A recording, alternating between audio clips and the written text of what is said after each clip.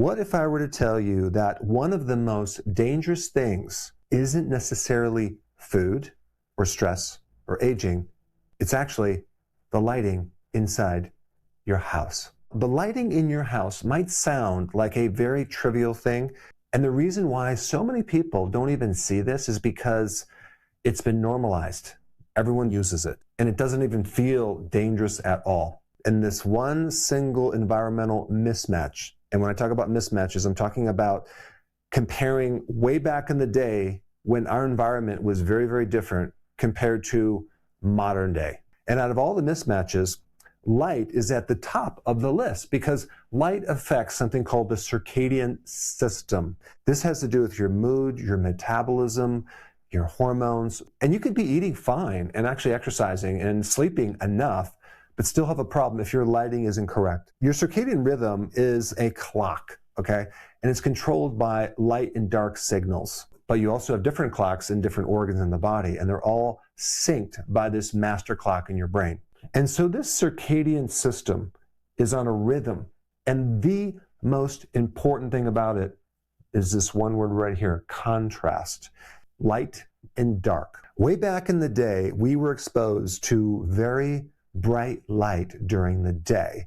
And also, when the sun set, we were exposed to darkness. And out of that, this system was created called the circadian rhythm that we're still operating off of. But unfortunately, in the modern environment, we don't have this contrast anymore. But before I get into this very interesting subject, I first need to define a new word.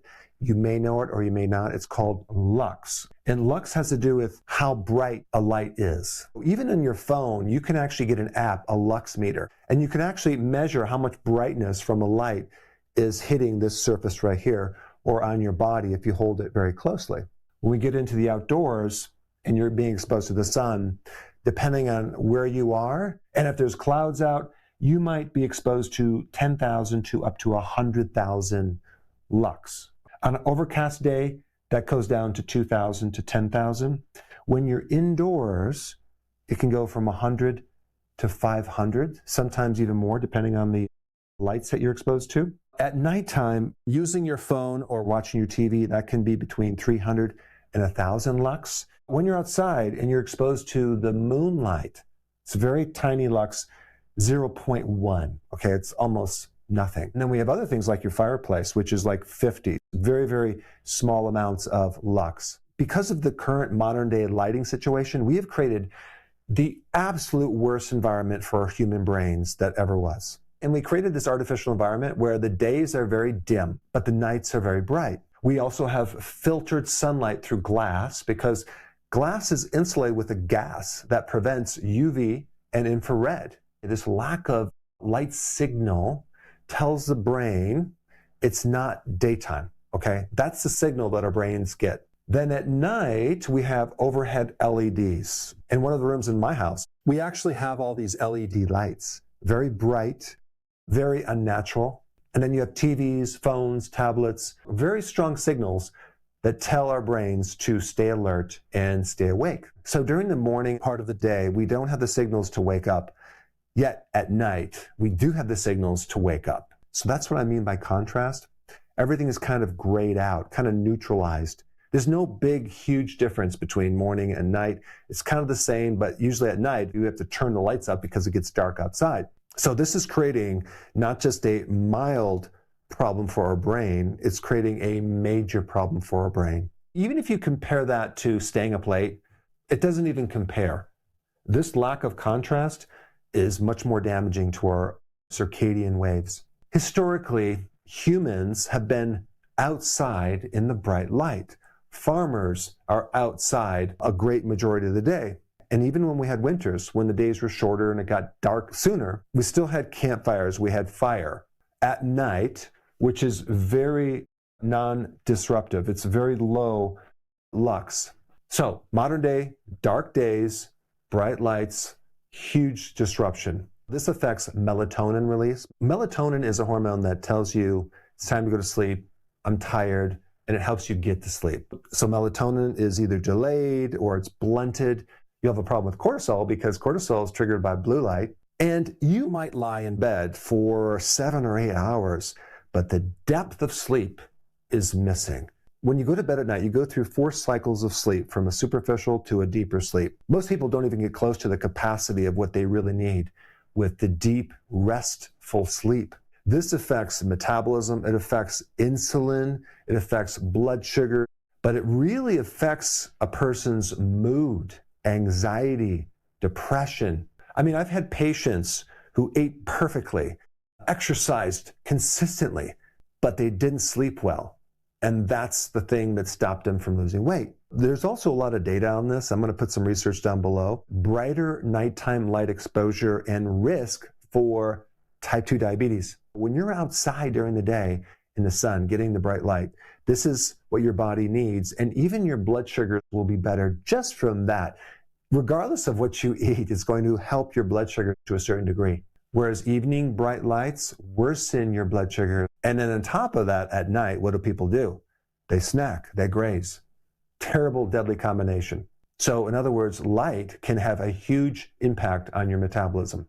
Now, if you've ever visited someone in the ICU, or you yourself been in an ICU, you notice that they always keep the lights on like 24/7, and they kind of come in and check on the person every couple hours. I know I was there one time, and literally all night long, they're waking me up, checking on me, and literally I had the light on. It's a terrible environment for recovery. There's something called ICU acquired delirium as a circadian rhythm disorder. Now, certain hospitals are starting to use dynamic lighting. Hopefully all of them will get on board, but it's a big issue. When the darkness disappears, your brain destabilizes. And if you really want to see a situation where that night is removed completely, look at institutions that have 24/7 lighting, prisons. You talk about severe sleep deprivation, mood disorders that come from that. This is why constant or chronic lighting is considered psychologically harmful. The brain desperately needs night, darkness, just as much as it needs light in the sun. Humans have evolved with a lot of contrast, and in modern day, that's pretty much gone. This is called an ancestral mismatch. I have a free download that I want to give to you. This free download is my daily routine in a checklist. This is a routine that I use every day to feel like I'm 18 years old, even though I'm 60 years old, and I want to give it to you for free. And so there's a little link down below. Click it and definitely download that. So the fix for this is not a supplement. It's not discipline. It's not even an environmental correction. Rule number 1, make your days aggressively bright. Get outside before noon and expose yourself to sun. I'm not talking about being burned, but just get out there and get more sun. And I would also be hesitant about wearing sunglasses because you need some of that light to get into the eye. And I'm not talking about looking into the sun, but just maybe to the side. It's okay to squint. If you're not squinting, then you're doing it wrong. But some of that light needs to get inside the eye, okay? From an angle, okay? Not directly right into the retina. But even cloudy days will work because you are going to be getting certain amounts of light through clouds. Not to the same lux, but you'll get something. Number 2, make night genuinely dark. No overhead lights. Just turn the overhead lights off. You might want to get a couple lights around your room that are like soft and like amber. Make your screens dim, especially 3 hours before you go to bed. Now, if you have a fireplace, realize that you're going to get very small amounts of lux. Rule number 3, fix both ends of this contrast scale. You want the first part of your day to have bright light. Okay, now, certain times of the year when it's cold out, you're going to be inside. So in that case, get a bright full spectrum light box or something above your computer. I have one, and I have that turned on in the first part of the day so you can actually get some bright light. It's going to send a signal to your eyes and tell your body to wake up. And then at night, what I do is I replace my light bulbs with incandescent lights, which is much better. It's very low lux, and they're kind of dimmed. And they're really hard to get nowadays, but if you can find them, that'd be great. Just realize modern disease is not just created by what we eat but it's also other things too. And light is right there at the top of the list. Make sure when you go in your room that you don't have these little lights around, and maybe you might have a charger with a light on it.